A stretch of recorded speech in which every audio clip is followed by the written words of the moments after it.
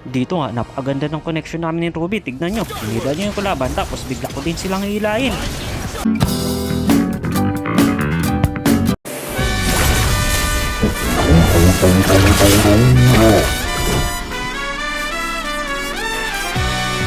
Dito, lumilipad-lipad lang ako. Tapos bigla ko ditong nakita yung MM ng kalaban pagana.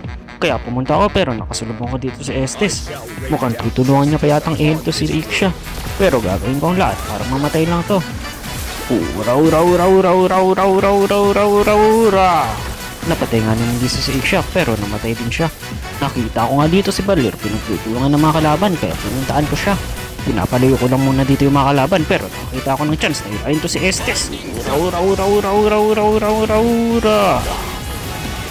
Binabakbakan nga ni Ruby tsaka ni Alpha yung mga kalaban sa baba kaya pumunta ako dito. Tapos yun, napatay na si Minisitar. Ito na lang si Estes kaya nung bigla siya dito pumasok sa tower. Pero pinasok na din siya ni Alpha kaya lumipad ako para respond siya dito. Ura. Nag-aabang nga kami dito na may pumunta sa bait namin si Balir tapos pumunta to si Dora. Kala niya si Balir lang nandun. Pero masakit din pala siya, nangalata yung buhay ko. Sayang wala akong ultimate dito kung hindi uli na sana silang lahat. Napaplikay pa nga sa Iksha, kala niya mag-ultimate ako. Tatlo ng kalaban ng patay dito tapos bigla ko na lang ditong linartigo sa Iksha. Tapos ayun, naubos namin silang lahat. Tapos dito, nagtago ako sa damo hanggang sa makita ko si Dora tapos sinila ko na siya. Ura. Dito, nabait yung mga kalaban na lumabas sa base nila kaya naila sila ni Ruby tapos naila ko din sila.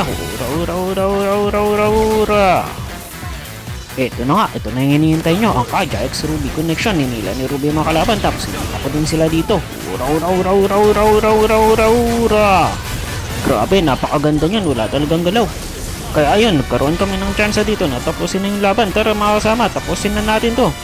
Kaya alam buhay pa pala dito si Leomord. Kaya linipadan ko siya tapos sinuli ko siya. Ura. Mamapatay ka na din Leomord. Tapos na yun, mapupush na namin to.